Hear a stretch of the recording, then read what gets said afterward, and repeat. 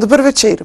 Slovenija išče možnosti izhoda iz krize in čeprav vsi politiki ponavljajo, da varčevanje ni edina pot, nam ponujajo predvsem to. Ali bo to dovolj, se bomo nocoj pogovarjali s predsednikom in poslancem Slovenske ljudske stranke, Francem Bogovičem. Pozdravljeni. Lep večer. Poglejte, stranke ste se poenotile okoli zapisa zlatega fiskalnega pravila v ustavo, ampak vseeno se pojavljajo vprašanja. Bo to vodilo v ogromne reze v socialno državo in vse nekako pravice, ki izhajajo iz nje, ali se dejansko zlatega fiskalnega pravila na koncu ne bo upoštevalo? Kako pravzaprav gledate na to sprejetje? Fiskalno pravilo je osnovno pravilo, ki govori o tem, da lahko porabiš toliko, kolikor ustvariš in da to urediš na državnem nivoju na srednjeročno obdobje. Poti, da se bilanca države uravnovesi, sta dve. Eno je, da v enem delu varčuješ, na drugi strani pa tudi, da z večjo gospodarsko rastjo ustvariš več prihodkov. Vlada je postavila cilj na takšen način, da približno 1 milijardo, kolikor je razkoraka med prihodki in odhodki, uredi na takšen način, da 1/3 bi ustvarilo se z prihranki, 2/3 z novo ustvarjeno vrednostjo. Bojimo se, da je pot in koraki, ki so bili narejeni, da niso usmerili v to smer. V resnici pa nam ne ostane nič drugega kot vsakemu od nas, da v svoji denarnici naredimo red. In Slovenija je v zadnjih letih delala na takšen način, da smo približno, če vzamemo zopet prispodobo za lastno denarnico, ustvarili na mesec 800 evrov prihodkov in 1000 odhodkov. Tu govorimo o tisočih, na državnem nivoju so to milijarde in na dolgi rok to ne gre. In ker smo članica evroobmočja in ker solidarno tudi za to, kar se v evroobmočju odgovarjamo, je potrebno narediti pri sebi red, ne zaradi drugih, zaradi nas samih. No, poglejte, vi ste bili dolgoletni župan občine Krško in vemo, da se bo fiskalno pravilo pravzaprav nanašalo v tem mikronivoju, seveda tudi na občine. Tudi one bodo morale uravnotežiti svoje proračune oziroma odhodke. Kaj menite, da bojo imele določene občine, ker vemo, da je številne, so že zdaj v težavah pravzaprav s tem velike probleme? Gre za precejšno razliko med občinskimi nivoji in pa državnem. Na občinskih nivojih se 40 pa tudi do 50% proračuna prenese v investicijske odhodke. Medtem ko na državnem nivoju za tekočo porabo porabimo več, kot ustvarimo davkov. To pomeni, da ko govorimo o tem strukturnem primanjkljaju, na kar nas opozarja Evropa, je to, da se v bistvu iz rok v usta poje več, kot se ustvari. Na občinskem nivoju pa je bilo v zadnjih letih cela vrsta investicij, ki so bile povezane z evropskimi sredstvi in sam recimo mirno lahko rečem za občino Krško, katero sem vodil, da smo v 5 letih investirali več kot 100 milijonov evrov, od tega 35 milijonov iz evropskih sredstev in zato, da je bila moč občine dovolj velika, da so se investicije izvedle, je bila tudi zadolžitev tistih 18-20 milijonov v tem času. Vendar, kot sem že dejal, gre za investicijske odhodke, ki jih konec koncev lahko omejiš. Medtem ko pri tej dnevni porabi, ki je na državnem nivoju, pa je razmerje takšno, da je pri tam blizu 9 milijard ali pa okoli 9 milijard odhodkov za samo 700-800 milijonov investicij in še to je večina evropskega denarja. Gre za strukturno povsem drugačno sliko, kar se tiče pa javnega dolga, pa naj povemo, da je bistveno manjši delež tega javnega dolga na lokalnem nivoju, kot je na državnem. Tako da velja pa, kot ste dejali, to tudi za lokalni nivo.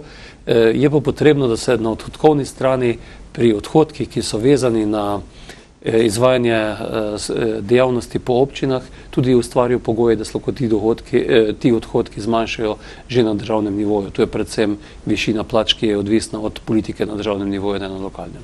No, ampak vseeno, če vas prav razumem, menite, da bo fiskalno pravilo vendarle povzročilo to, da se bodo investicije na občinskih nivojih zmanjšale? Gre za, kot sem že dejal, za ta del, ki je vezan na evropski denar.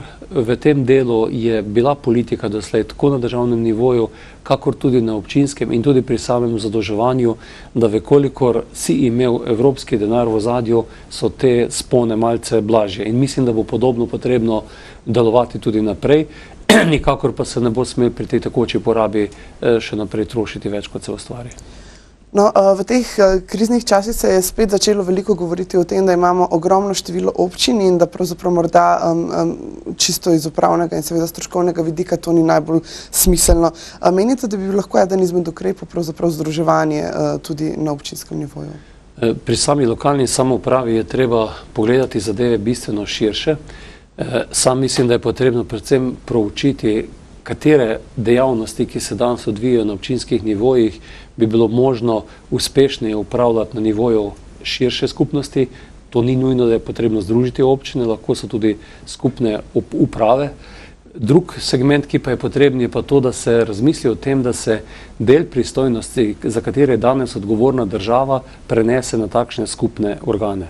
Sam ocenjujem, da je mreža občin, ki je bila do 95. leta in je slonela na 60 občinah, ena od tistih struktur, ki bi lahko bila osnova tudi za to, po mojem prepričanju v prvem delu, za medobčinsko povezovanje, in nobenega razloga ni, da na takšen nivo ne bi mogli prenesti naprimer sociale v celoti. Se pravi, ni razloga, da morajo na ministrstvo za delo odločati o domovih za ostarele, o centru za socialno delo, in sam mislim, da je še kar nekaj dejavnosti. Prostorsko planiranje, kjer bi poleg tega, da se sedaj prostorski plani delajo na različnih občinah, potem v upravnih enotah izdajajo gradbena dovoljenja, veliko tega se odvija po ministrstvih, mislim, da je zopet možno za povezovanje. Podobno mislim, da bi bilo na področju gospodarstva, kmetijstva, načrtovanja poslovnih con, večjih kulturne, športne infrastrukture. Tako da sam sem pristaš, da se usmerimo predvsem v vsebino, ne samo v to število občin. Do podobne napake je prišlo pri ustanavljanju pokrajin, katere mislim, da je ta projekt potrebno dati v tem trenutku na stran in predvsem o tem razmisliti. S časom bi pa potem lahko tudi prišlo do premika pri samem številu. Naj povem, da sem bil naprimer na Danskem, kjer se je izvedla ta reorganizacija lokalne samouprave v letih od 2002 do 2006. Pri njih je ta organiziranost bila deležna 3 reform. Prva ustanovitev 1848, 1970 se je iz takratnih 1700 občin zmanjšalo na slabih 300 in sedaj na slabih 100. Ko pa gledaš dejavnosti, katere te občine upravljajo, je pa ta nivo dejavnosti tako velik, da približno 50% javne porabe se izvrši preko občin. In ko ocenjuješ, kaj se tam dela, je praktično zelo podobno temu, kar se je v slovenskih občinah delalo do leta 1995. In mislim, da če mislimo narediti državo učinkovitejšo in boljšo, to ni pot, ki bi šla k centralizaciji, ampak je potrebno ta princip subsidiarnosti, da se pristojnosti selijo na nižji nivo. Strinjam se pa s tistimi, ki opozarjajo, da je nivo teh 211 občin prevelika mreža v tem kontekstu, da bi se vse te pristojnosti prenesli na to. Zato bodo po mojem prepričanju občine se morale v naslednjih letih predvsem na nivoju medobčinskih uprav povezovati in tam učinkoviteje upravljati te dejavnosti. No, pogledajte, vlada je sindikati javnega sektorja dosegla dogovor o znižanju plač, ampak se je hkrati zavezala, da bo ta dogovor zapisan tudi v kolektivno pogodbo, kar seveda pomeni, da je iztožljiv, če bo prišlo do kršitev. A menite, da je prav, da je vlada pristala na to? Sam sem bil kritičen do tega dogovora, treba zelo odkrito o njem spregovoriti. V tem dogovoru je na nivoju prihranka plač iz tega dogovora za približno 37 milijonov na letnem nivoju, to je manj kot 1%. Ta dogovor dopušča, da se iz materialnih stroškov in iz storitev prenaša sredstva na maso plač, kar pomeni, da se ob 2% prerazporeditvi lahko tudi 80-90 milijonov novih sredstev da v maso plač. Potem prepoveduje se poseg v ureditev javne uprave, v področje normativov in podobno, in bojim se, da je dejansko glede na to situacijo in glede na to, da je bilo rečeno, da bo 2/3 te konsolidacije narejene s prihranki, da je bil ta dogovor premil. Jaz vem, da ni enostavno zmanjševati pravice, vendar vlada se že sedaj sooča z pogledom na rebalans proračuna, kjer vidi, da bo zelo težko to realizirati. To pomeni, da ali ne bomo spoštovali fiskalnega pravila, ali se pravi te uravnoteženosti javnih financ, ali pomeni, da bomo uvedli nove davke in s tem obremenili gospodarstvo. Tako da sam mislim, da bi vlada morala iti po korakih podobnih, kot smo šli v lanskem letu, ko sem bil sam član vlade, da se da ves problem na mizo in da se zadeva uredi na takšen način, da se ima v vidu že rebalans proračuna, zakon o izvajanju proračuna in ta dogovor. In te zadeve morajo enostavno iti skupaj. Še bolj pomembno od tega pa je, da bi vlada čim prej tudi realizirala sam sistem upravljanja z državnim premoženjem, problem v bankah in na ta način dala možnost za zagon gospodarstva in da bi na takšen način potem tudi z več pobranimi davki to bilanco države uredili. Pa menite, da bo kmalu potreben nov krog pogajanj glede znižanja plač? Glejte, zelo pomenljivo je bilo to, da se je v ponedeljek, torek, sredo smo v državnem zboru sprejeli ta dogovor in potrdili ta dogovor, sprejeli zakon o izvrševanju proračuna. 2 dni za tistem, četrtek pa je vlada prinesla sebi na mizo, na sejo vlade, rebalans proračuna, v katerem ugotavlja te velike razkorake. In situacija je zelo zapletena, kajti na eni strani vlada ugotavlja, da bo velik primanjkljaj in da številke ne gredo skupaj, hkrati pa se je zavezala, da do konca leta 2014 ne bo posegala v dogovor, sicer bo ta dogovor iz tega sporazuma tudi iztožljiv.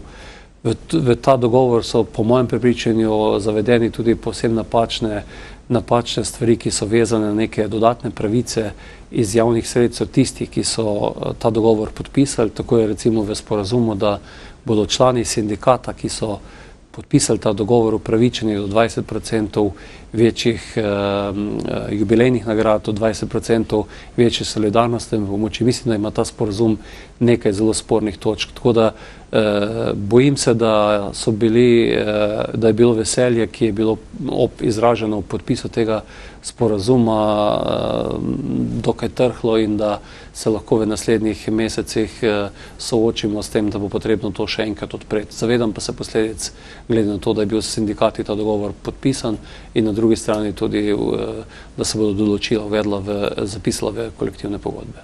No, ampak kakšen bo po vašem mnenju vpliv dviga DDV-ja pravzaprav na potrošnjo in posledično gospodarsko rast? Ker nekajkrat ste v opoziciji opozarjali, da to pravzaprav ne bo vplivalo pozitivno. Poleg te izkušnje, na katere so opozarjali priznani ekonomisti in so bile narejene analize, gredo v to smer, da se na prvem koraku resnično zbere nekaj več davka na dodano vrednost, da pa ima ta davek posledico višjih cen in posledično tudi potem manjšega povpraševanja, manjše potrošnje in na koncu ta efekt, ki je pričakovan, če ga linearno izračunaš, ni dosežen. Tako da, kot sem že dejal, v Slovenski ljudski stranki smo ves čas opozarjali, da bi bilo potrebno poleg tega, da se uvedejo novi davki, narediti celoten paket in tudi na odhodkovni strani pokazati, v kaj se bo poseglo in doseči dogovor v celoti. Vlada je sedaj pristala na neko prvo fazo, govori se, da druga etapa teh prihrankov še pride na vrsto, vmes je bil podpisan ta dogovor, tako da se bojim, ne vem, kje se lahko ti prihranki še delajo, kajti poraba državna je takšna, da približno 4 milijarde evrov je na strošku za maso plač. Tu je zdaj ta dogovor dosežen. Od tu naprej je ključna postavka so te socialni transferji za pokojnine. Dvomim, koliko je tu prostora, zagotovo ne za več, kot je bilo sedaj doseženo v tem dogovoru, kot je napovedano za drugi rok, tako da se bojim, da bo na strani prihrankov enostavno zmanjkalo manevrskega prostora in bo potem rešitev samo v povečevanju davkov. To pa To pa vsi ekonomisti opozarjajo, da na dolgi rok ni naša rešitev. No, če že ravno omenjate davke, še vedno se pravzaprav ni povsem opustilo idejo tega tako imenovanega kriznega davka, ki bi posegal v neto prihodke pač vseh zaposlenih. Se vam zdi to smiselna ideja? Ja, kot sem že dejal, ko vlada išče in vsakdo, ki vodi državo, mora poiskati, kje je primerno mesto na eni strani za varčevanje, na drugi strani za nove davke. In v lanskem letu, ko se je tudi vlada trudila uravnotežiti te finance in smo praktično iz 2 milijard primanjkljaj razpolovili na 1 milijardo, se je šlo predvsem v tiste davke, za katere smo ocenili takrat, da je najlažje poseči in da najprej doseči tudi neke efekte. To so bili te trošarinski davki, obremenitve za obremenovanje okolja, CO2 takse in podobno. Druga etapa je bila sedaj davek na dodano vrednost, relativno enostaven davek za uvesti in očitno je tretja etapa, so ti davki na prejemke, pa ne vem, četrta davek na premoženje in ta zadnji bo tudi malce težji za uvesti, zato je naša ocena, da glede na sklenjene dogovore, glede na to, da smo pristali in se poenotili, da je potrebno javne finance urediti, nam, če bo šlo po tej poti naprej, konec leta ne uide ta davek, ki bo imel pa zopet velik problem, kajti posega dejansko v obremenjevanje plač oziroma te prejemke, tako da država se tu, hočeš noče se državna ekonomija ujame v to past, kjer z zviševanjem davkov enostavno upočasniš tudi gospodarsko aktivnost. Tako da še enkrat mi smo opozarjamo in mislim, da je ključna zadeva, da se poleg teh varčevalnih ukrepov, poleg novih davkov čim prej zaključi in pa vzpostavi proces sanacije bank. Tu notri je to, kar nas tudi opozarjajo iz tujine, eno veliko mašilo za boljši gospodarski razvoj, kajti skozi nerealizacijo tega projekta, skozi neočiščenja bilanc bank, nam na koncu sledi tudi dražji denar.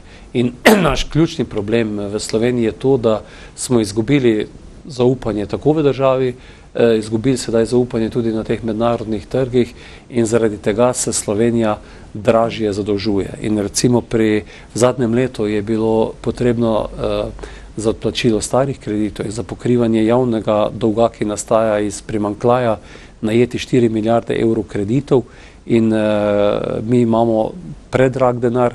Če bi bil ta denar na mesto 5,5%, ko ga sedaj najemamo, bila cena tega denarja 4,5–4% na leto, bi Slovenija na letnem nivoju plačala 40 do 60 milijonov evrov manj. To je pa toliko, koliko je teh prihrankov pri plačah, ki so bili dogovorjeni. Tako da za Slovenijo je ključno, da stopimo na pot reform, pri slabi banki pogledamo resnici v oči, obsodimo to, kar se je slabega zgodilo, tudi da posamezniki prevzamejo odgovornost, ki so krivi za to, da je nastala ta proračunska luknja, s tem in pa luknja v bančnem sistemu, z zapolnitvijo tega primanjkljaja z prodajo obveznic, kar je načrtovano s projektom slabe banke, pa spostaviti banke nazaj operativne, da tudi enostavno servirajo slovensko gospodarstvo. No, ampak ne ta vlada, pravzaprav ne vlada, katere del ste bili vi, pa ni uvedla enega davka, ki se že vrsto let pravzaprav o njem pogovarjamo in to je davek na nepremičnine, pri čemer seveda mislimo predvsem ne bivanjske, ampak predvsem tiste, ki so prazne, drugo, tretjo, četrto in tako naprej, skratka te špekulativne stanovanja, hiše in tako naprej. Zakaj se s tem pravzaprav tako zaplete? Zakaj tudi vaši vladi v končni fazi to ni uspelo? Jaz moram reči, da je na Ministrstvo za infrastrukturo, kjer je tudi ta stanovanjska politika in tudi geodetska uprava, ki upravlja te priprave za izvedbo tega davka, se v lanskem letu ste pravilno ugotovila, resnici na ljubo ni naredilo korakov naprej. Moram reči, da nimam pravega odgovora, zakaj kolega Černač ni s tem projektom nadaljeval. Večkrat smo se spraševali in najavljeno je bilo, da se v letošnjem letu bo nadaljevalo s tem projektom, ker je bilo predvsem tam načrpanje sredstev in podobno cela vrsta aktivnosti. Tako da, ja, to je davek, ki nadomesti sedanjo sedanje nadomestilo za stavbno zemljišče. Tudi tu je potrebno oceniti, kakšen bo ta izplen tega davka, kajti vemo, da je danes to občinski davek in da zagotovo pri financiranju občin in tudi posod po Evropi je tako, da je premičninski davek v prvi vrsti primarni prihodek občin. Država ima, vsaj finančni minister je na zadnji seji državnega zbora omenil tu kar precejšnja pričakovanja, da se iz tega davka steče tudi v državno blagajno, kar pomeni večje obremenitve. Tako da je pa to eno od davkov, ki bo zagotovo moral biti uveden in najbrž je škoda, da ni bil že kakšno leto nazaj in bi imel prednost pred kakšnim povečanjem DDV-ja ali pa tudi predvsem davkom na prejemke. No, v vaši stranki ste pravzaprav vrsto let nekako zagovarjali ohranitev, pravzaprav to ste imenovali državne srebrnine, skratka to, da država ohrani smiseln kontrolni delež v določenih podjetjih. Kako pravzaprav gledate na ta seznam 15 podjetij, ki naj bi jih država v tej prvi fazi privatizirala? V slovenskem prostoru se je več kot očitno pokazalo, da se z državnim premoženjem ni dobro upravljalo. Sam še enkrat več trdim, da to ne zato, ker je to državno premoženje, ampak po mojem prepričanju zato, ker se je ves čas dnevna politika preveč vmešavala v samo vodenje teh podjetij. To je en problem. Drug problem je pa tudi to, da država ni imela zbranih svojih lastniških deležev znotraj ene hiše, ampak je bil to KAD, PDP, 3, 4, 5 družb je upravljalo državno premoženje in poizkus s holdingom je ravno v to smer, da se da to premoženje pod eno streho in da se od tu naprej upravlja. Sam mislim, da prihaja čas, ko je resnično skrajni čas, da se da vse, kar se tiče tega državnega premoženja na mizo in v strategiji upravljanja premoženja, ki že bi nekaj let tudi morala biti narejena, oceni, kaj je za državo in pa za naš strateški položaj bolje. Ali je za neko podjetje, ima neko podjetje večjo perspektivo in če dobi strateškega vlagatelja in bo na takšen način bolje potem ta delež prodati, za marsikateri podsistem še enkrat več ugotoviti, da je prav, da ga ima država v svojem upravljanju in da z njim dobro gospodari. Govorim o infrastrukturnih zadevah na področju energetike, na področju cestne mreže in podobno.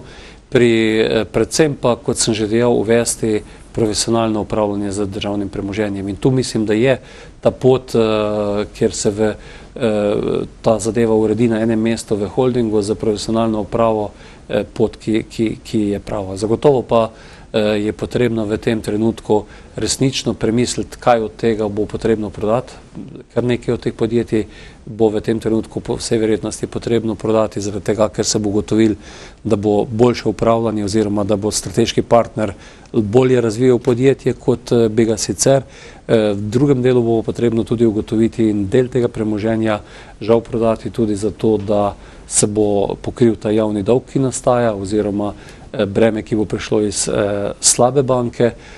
Tako da v enem delu pa, kolikor bomo imeli tudi dobre razvojne programe tudi za ustvarjanje novih delovnih mest. Tako da to je eno področje, za katerega upam, da je prišel čas in da je toliko modrosti, da se bosta tako koalicija kot opozicija o tem za isto mizo pogovorila. Lansko leto je ta pogovor pri nastajanju holdinga in slabe banke potekal, celo poletje je delovala skupina, ki je bila sestavljena iz tako koalicijskih kot opozicijskih strank. Žal se je potem v drugi polovici leta zataknilo, nekatere stranke so nasprotovale tej ureditvi, sedaj so to vladne stranke, ki zopet so na stališču, da je potrebno s temi projekti nadaljevati in upam, da se bo čim prej nadaljevali in da bo dosežen ta dogovor okoli upravljanja s tem premoženjem. No, v času krize se veliko bolj govori o tem in je nekako prisotna tudi ideja prehranske samooskrbe. Kako bi se po vašem mnenju morala Slovenija tega lotiti, da to ne bo pravzaprav samo del akcijskih planov, ampak da se bo dejansko tudi realiziralo? Zelo jasno je, da je tu potrebno nadaljevati korake, ki so bili že narejeni v zadnjih letih. Tudi sam sem aktivno na tem področju deloval. Narejena je strategija, na osnovi te strategije razvoja kmetijstva, na osnovi te strategije sektorske politike, kjer se gre od panoge do panoge in ugotovi, kje so ti primanjkljaji, predvsem pa priložnosti. Več kot očitno je, da so v slovenskem prostoru tako ti veliki manjki na področju zelenjave, sadja, kjer je potrebno nadaljevati pri žitih, je problem površin. Vendar, kot sem že dejal, mi moramo ugotoviti, kaj so naše komparativne prednosti, zemljišča, voda, in imeti zelo jasne sektorske politike in s tem nadaljevati. Na vašem koncu, se pravi tu na Dolenjskem, je primer kmetijske zadruge Krka, ki razvija zelenjadarski program in enostavno je treba ugotoviti, kaj še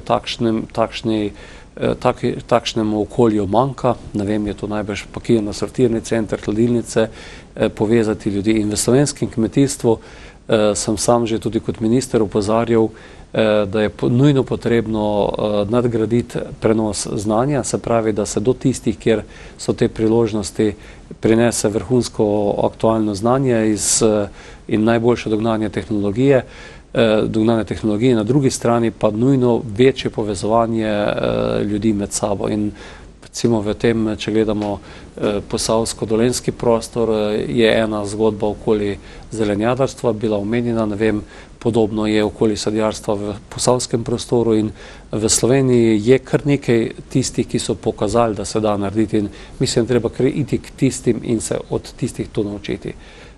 In sam sem trdno prepričan, da to ne bo zgolj modna muha, kajti hvala Bogu je ta kriza prinesla to, da se zavedamo, da smo tudi za prehransko oskrbo odgovorni sami in tudi v Evropi je politika lokalne oskrbe dobila visoko prioriteto.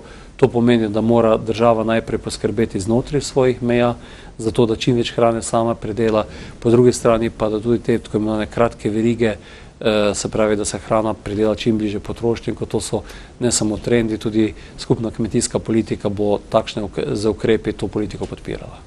Najlepša hvala za vsa ta pojasnila in obisk v našem studiu. Hvala tudi vam za povabilo. Vam, cenjene gledalke in gledalci, pa seveda hvala za pozornost. Bodite z nami spet čez 14 dni. Lahko noč.